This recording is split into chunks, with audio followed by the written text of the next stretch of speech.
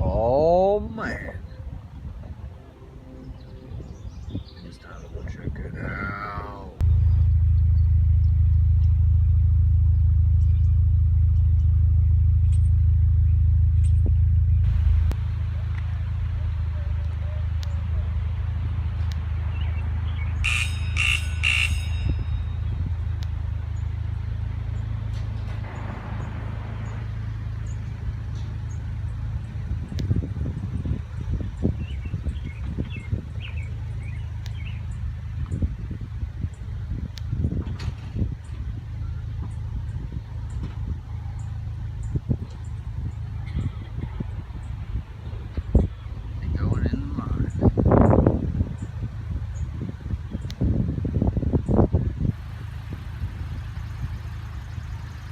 Oh my. Bruce and I are in there. I think it was Bruce and I.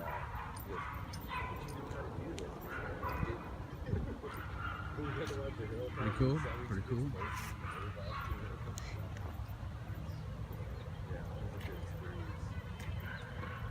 It goes right down underneath the kids' so Ooh, they take them up. spot you can eat up there. They take them down in the mine and they come back up. And they switch over to these trucks and they go up there and they drop it right into the trucks. Or whatever is waiting down there. It's loading.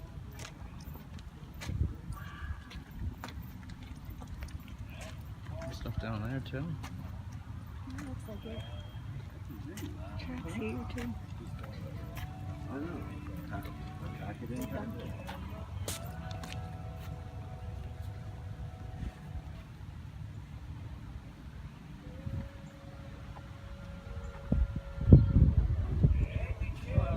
Look at the donkey.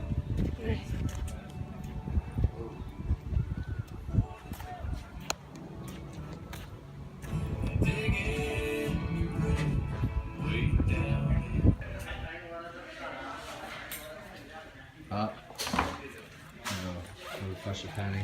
We might. Might.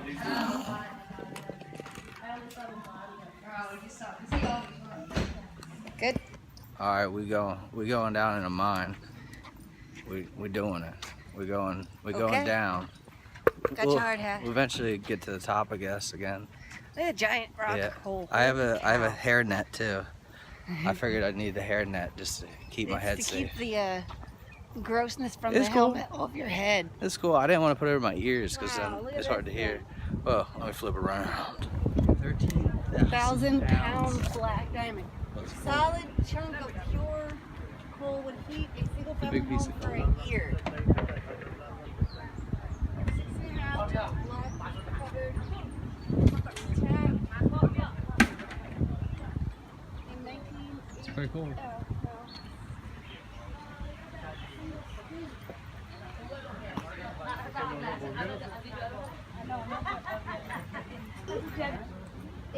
Where did you put it last?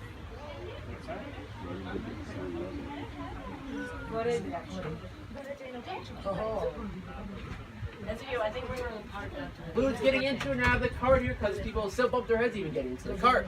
So please keep your helmets on while loading and unloading. Dominic, put your hoodie on, put your helmet on. As we're loading into the cart, whoever has the ticket / receipt for your guys' different groups, please just hold up your receipt. So you don't hit your head on the roof of the train. I whacked my head on the roof though. I'm working. Get over here. We're going down. It's okay, I'm only 6'2". Whoa, let's go get crowded in here. Dominic, Oh, Maggie, we're moving. We are moving. They had a little retention time. they've been doing this for 100, 200 years.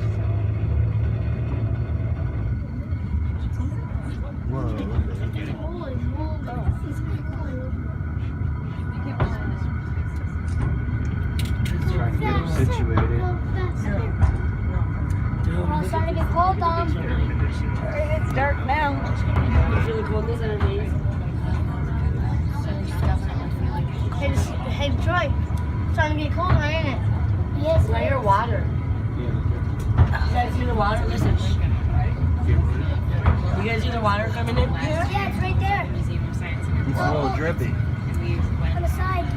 Yeah, it's dripping. Dude, I just saw a piece of gold. Yeah, the coal mine gets inspected every day. Oh, look on this side. Oh, Listen to that. Oh. It's okay. Wow, look at the water, guys. You can see the cable. I see the water. Look at you guys see the cable? The cable's right above the water. You can see it. Oh, and then it is moving. At least it knows when to slow down. That's probably the cable. dude, 176 meters down.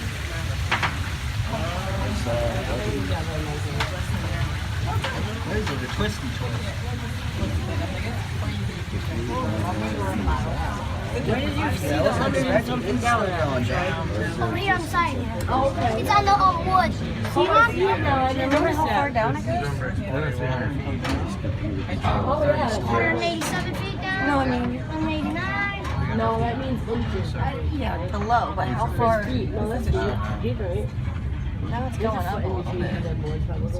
Oh, I smell the stuff. Yeah. Coal. Pretty great. The gas. It's so quiet. It's eerie. No sounds. Oh, now this is gonna start getting scary. Right over here is where I wonder why it goes up a little bit like that. Look at, there's an emergency button, guys.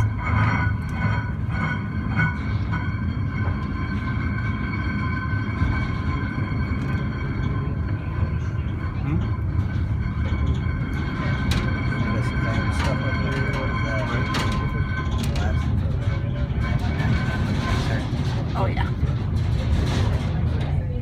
now it's starting to get bumpy. I mean, we could. The heck is that? How cool is that, Troy? There's a door over there. Where? To the right. I see it. 2 weeks after Jared. I didn't see it. Same place for you. Look at all this stuff that they have used down here. Good. They'll show us Look at that. the tree limbs holding the seal. Huh. Little workstation. You guys, do you ever go to those? This is pretty neat. I don't. Imagine if we get to sit out that outside of the Caution, cage. keep away from I my wonder if this car. was to go farther. empty car You know, may like, I wonder if it used to go even farther back. This is probably. Oh, we got out. We're out. We're out, baby. Oh.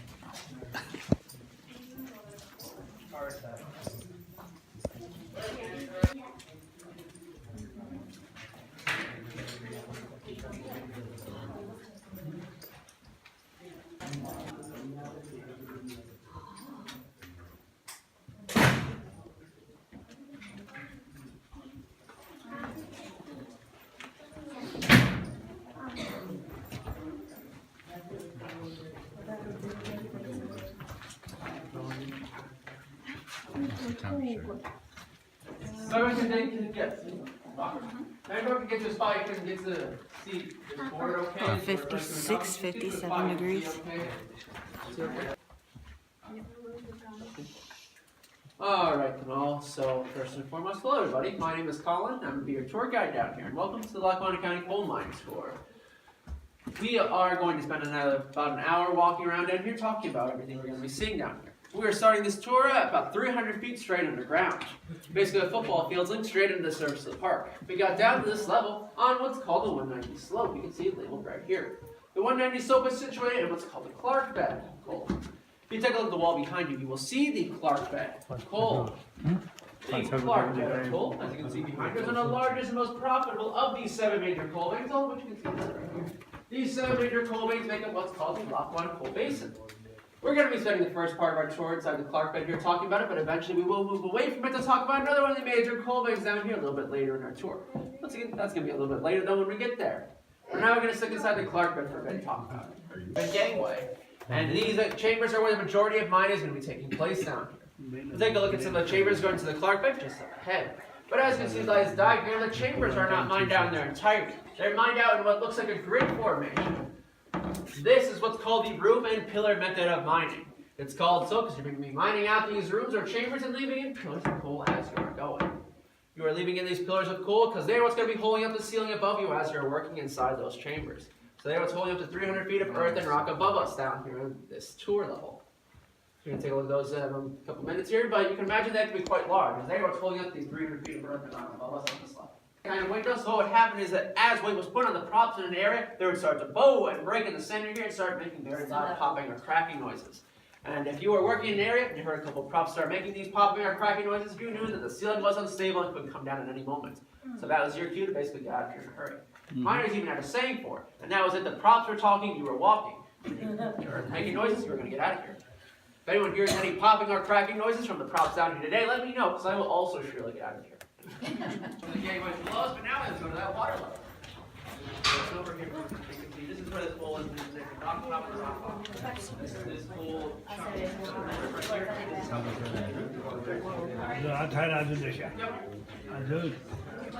आता टूटी जाए गुफा बना तो टूटता टूटता बह गया वही It's way up in there. It's a pocket. तो करवा दो And way above us. You can see as far up as we can see, there are still I really want to get down there. We included to be taking these servers and put them in place to keep the top. Not an easy job. There's a way Well, in you there. imagine the whole area and the whole tree out. See, this pillar has been a perfectly good andesite coal that was not mined out of this area when it was being worked. And this pillar as well, the other ones that are still left in are what's holding the ceiling above us. When was this last mine? This mine was last operational in 1965. काला काला पत्थर किससे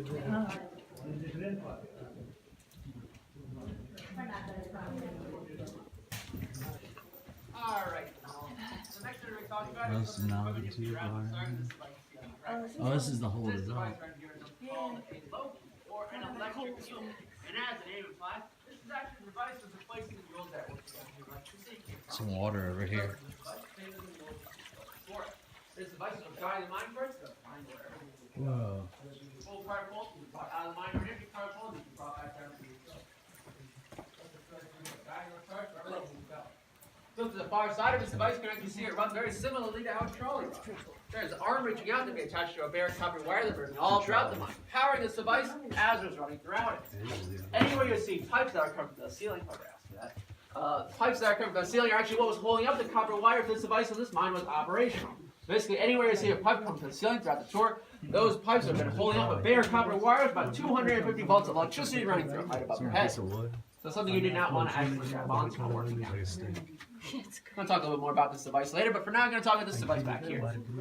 This device back here is what's called a mantrip. It's called a mantrip because it took the miners that were men down here on a trip. Pretty straightforward. The design itself will do his job. So if anyone's interested in doing so, you can take a look at that mechanics pit now. I'm going to walk over and meet you at our next stop, okay?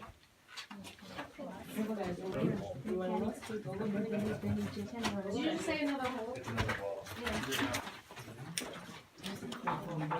Gabby.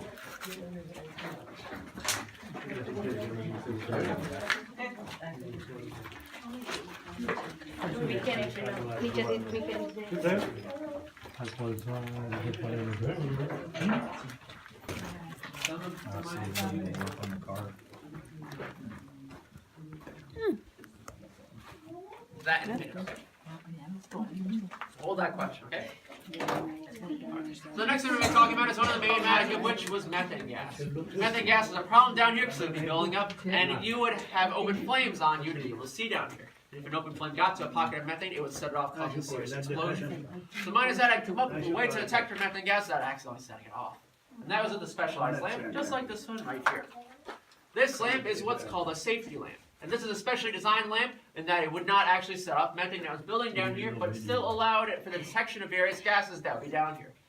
This does this by having this area at the top of the lamp up here deplete the heat from the flame to the point that this would not set off methane in an area. But the opening at the very top of the lamp up here still allows in for trace amounts of the gases to slowly work its way through this area, eventually getting to this flame.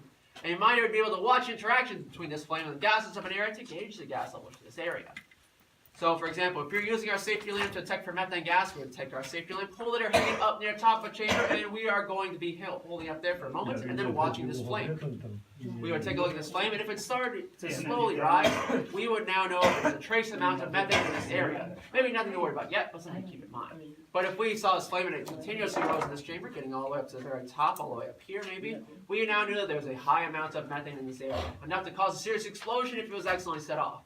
So if it got this high, we would want to evacuate the area as soon as possible and attempt to ventilate the gases out of here as soon as we possibly could. Once again, that high enough amount of methane could cause a serious explosion. So this lamp was a very, very important invention. Like I said, countless thousands of miners' lives throughout its years and years of use. And lamps like this are actually still used in some mines today. Even though most modern miners use electric gas detectors to detect for gases down here, this lamp is still used sometimes because electric gas detectors may malfunction or not work properly. This lamp, though, this is still pretty good at detecting gases down here to general levels. That's why sometimes you'll still see one of these used in modern mines. And it's also nice and warm to touch when it gets too cold down here. No takers? I'll keep it. So the main problem, though, with using a lamp like this to detect for gases down here is this lamp is not perfect. It cannot detect every type of gas to be down here. In fact, it is rather poor at detecting one particular gas, that would be carbon monoxide gas. So mine has had a little bit of a different way to check for that, and that way is up here. In a cage, as we're working down here, be a canary or other small bird of the like. And these canaries would be normally just sitting up there being nice songbirds. But if you looked up and that bird stops it, maybe he's starting to act a little bit sick or stopping to fly around entirely, that bird is now intaking carbon monoxide. And that bird is now starting to suffer from the effects of carbon monoxide poisoning. You're going to look up and maybe he's starting to act sick again, maybe starting to change color. And if you left him alone for too long, you looked up next, and that bird is dropped dead in the bottom of that little cage there, which means that bird just died of carbon monoxide poisoning. In which case, once again, time to evacuate the area and ventilate the gases out of here. And probably buy yourself a canary to replace the one that just died.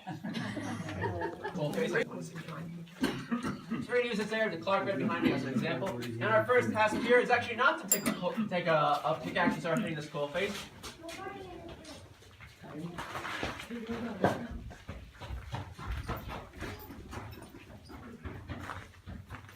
Oh, there's a door back there.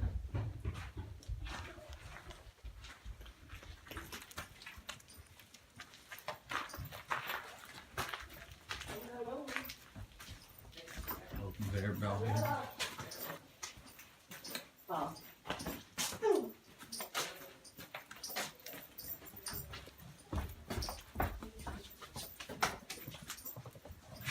Weird. I don't think we're going left.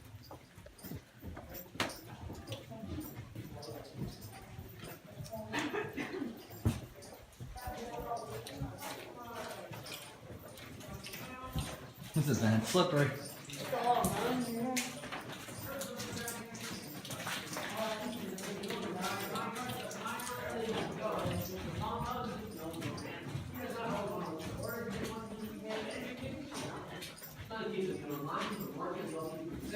That ball, this boy was called Mule Driver and Mule Boy.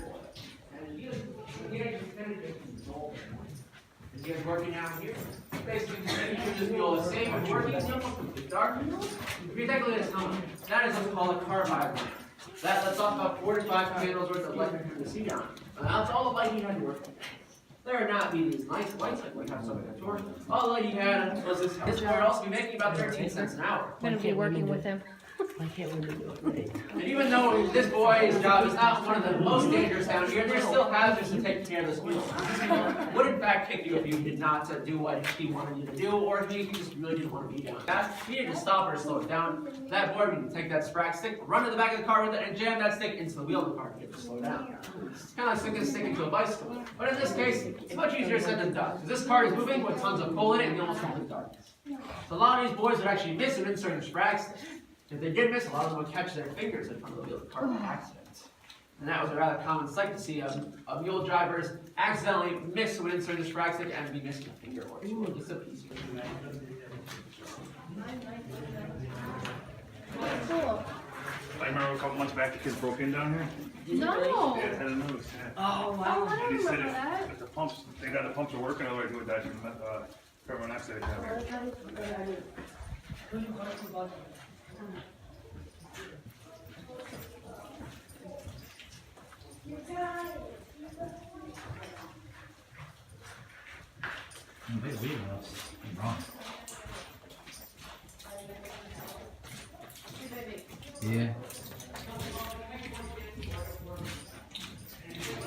Watch your head too.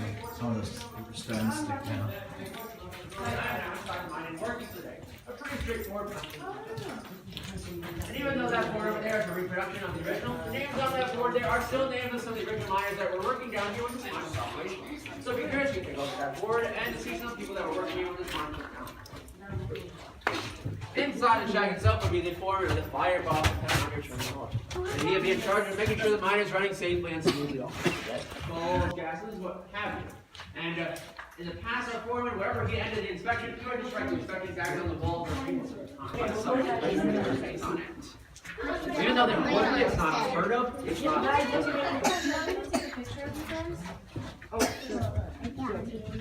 Alright, as we're approaching our next stop, all please watch your heads, considering things are a little lower up here.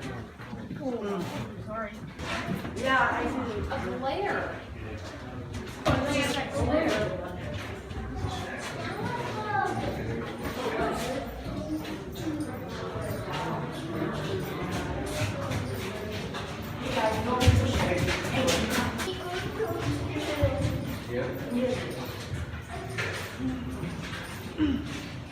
Just keep on going. We go. Deeper and deeper. Another passage to the right.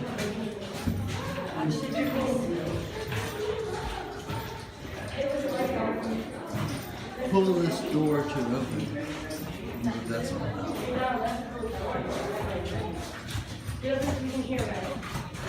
I'm looking at it right now.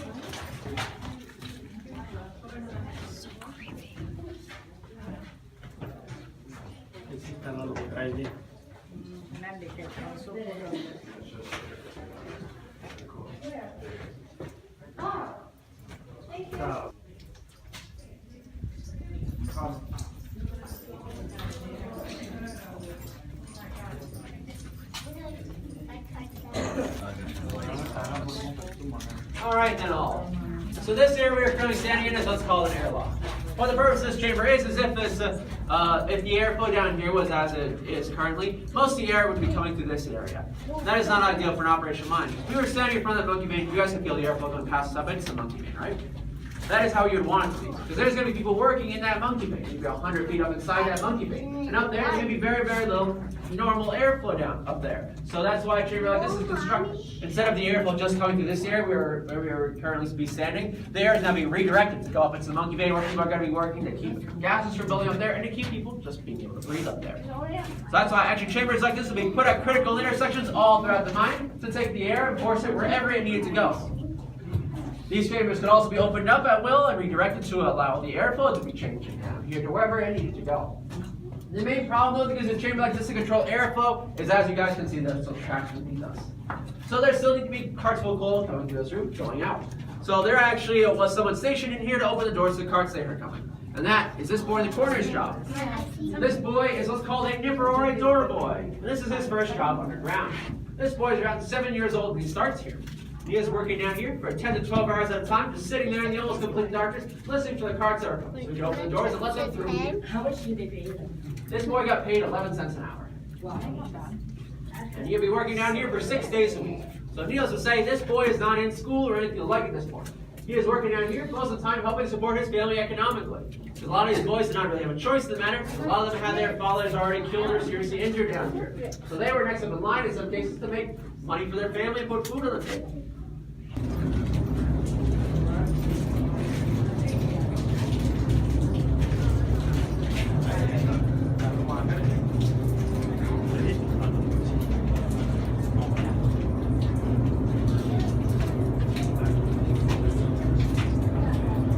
Alright then all, so this area we are currently standing next to is what's called our second opening. This second opening is a vertical shaft that goes 250 feet straight up to the surface.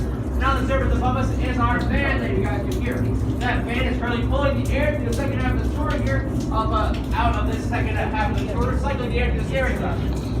So this fan you guys are hearing, you can actually see it on the surface. This fan is located just down the hill from the visitor center where you got your tickets out the door to the concession stand.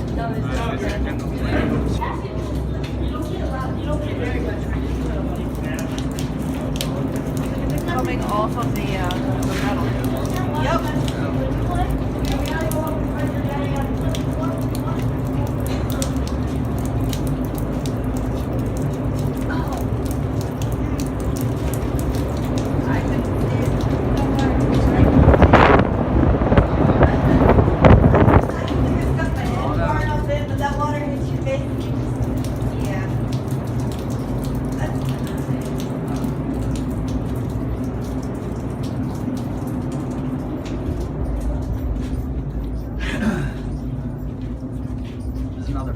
Stop it.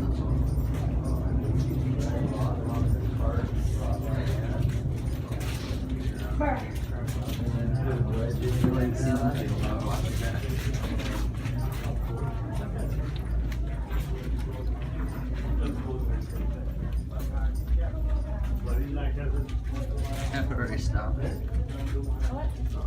What is going on? Big coal bar.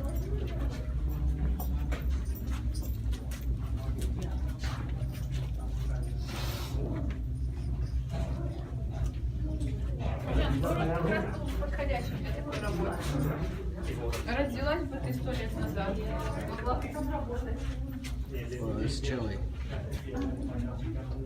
Mines are being worked in 1965 when this mine shut down operation. You can see they easily could have kept mining this area, expanding this gangway. But there's no one that's going to buy this coal, not much use in doing so. So that's why this is one of the last spots that are being worked in 1965 when this mine shut down. So this mine shut down in 1965 just because no one was going to buy this coal. The reason for that being is that most of the industries that in the past have used anthracite coal, such as the railway industry, the home heating industries, the steel and iron industries, by 1965 they had switched to other forms of power. A big form in this area basically has a super compressed type of sandstone called quartzite and anthracite coal. So that's about all. There might be very, very small deposits of other things in here, but if anyone found anything like that, they would just pocket it and not talk about it again. Lights you have in your person now, and there are still going to be some lights left on all the way back in your second opening that I physically cannot turn on from here. So if you want a more authentic experience, just look this way instead, okay? When I do shut the lights off as well, please don't walk around and move around in the dark. I don't want anyone to accidentally trip or fall. Just kind of stay where you are in the dark, okay? Move to the spot you like. Ready? 3, 2, 1. Wow. Look up that way, that's how dark it is. You gotta get your okay, turn it off. So you'll be working down here in this darkness for just a couple candles worth of light for hours and hours on end. So you can imagine, a lot of miners have eyesight problems eventually. Can you imagine they work with nothing?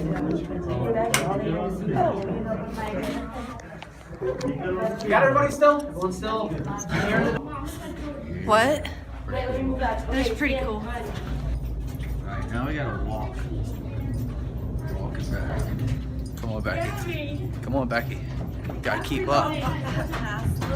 They're leaving us. That is not a smart idea. Run. Slippery. Oh, there's that pipe thing. Okay, go up, hurry up, guys. They're getting wet. They're getting wet. My ear covering. There's total drippage going on. Oh, we gotta go back through this room.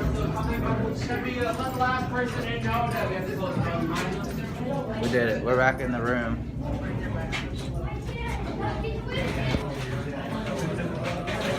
Watch your head. Watch for drippage. Drippage. I've got dripped on.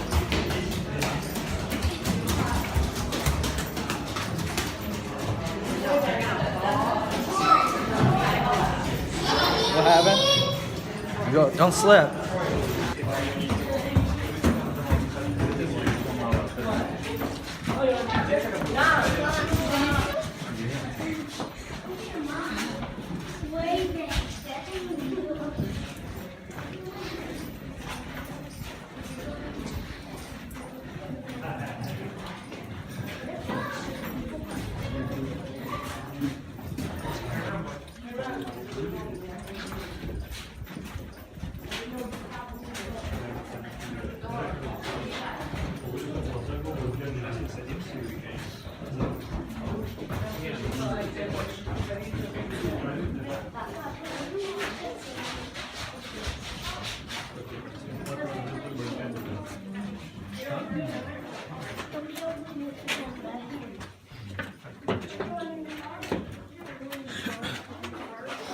Toasty in here. It's nice.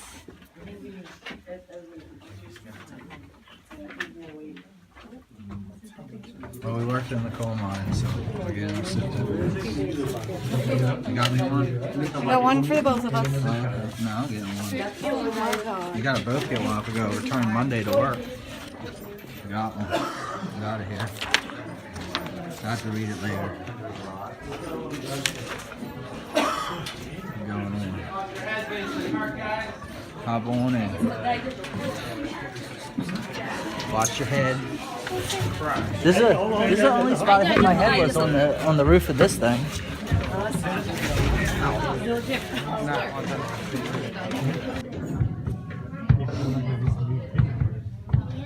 Oh man, keep going.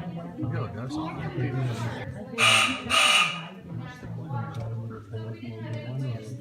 Yeah.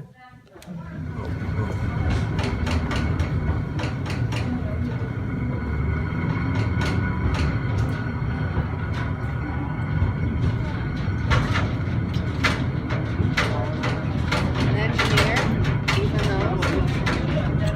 even though it's $78 a month, an engineer made 28 cents an hour. So not much more than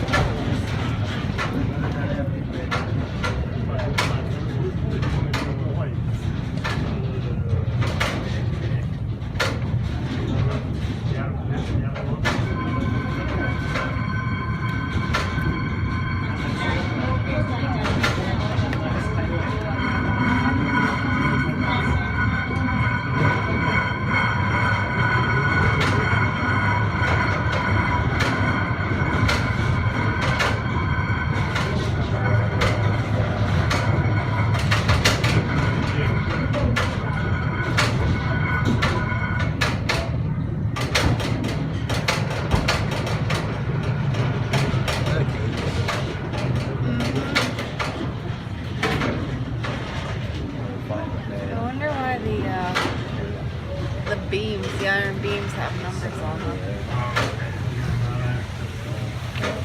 Down by the water. Or is that feet? Oh.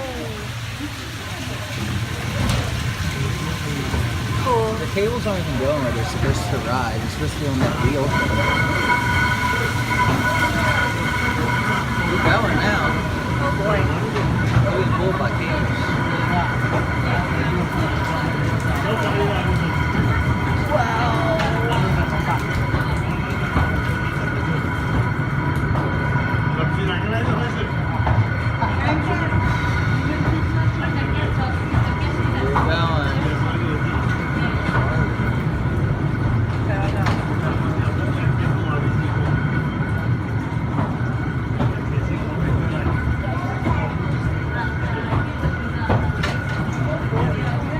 Getting warmer.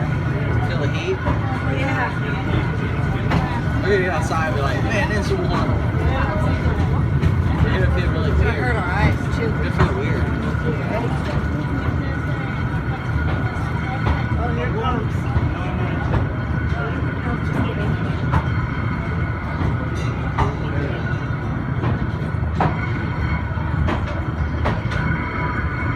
It's been 3 minutes.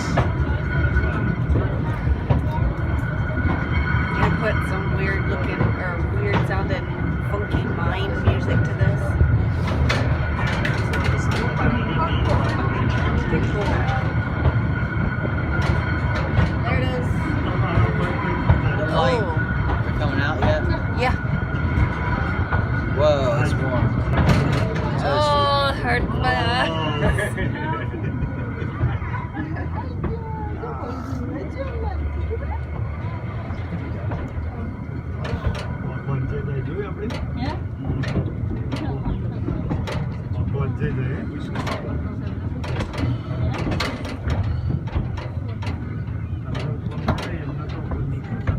We did it. We did it. Oh, we did it. Oh, time to get out of here. Hopefully in a second. So you guys can head back down to the visitor center, drop off your helmets, and have a nice rest of your day. Thank you.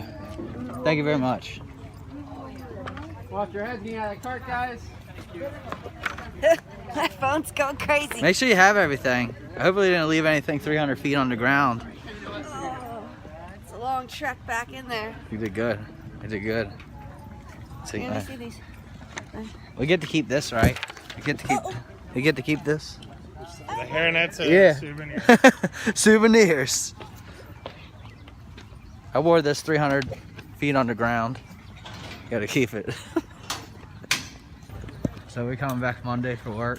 So how this going? You gotta write your names on them. You can. Alright, we'll hang them up and hang them in the house.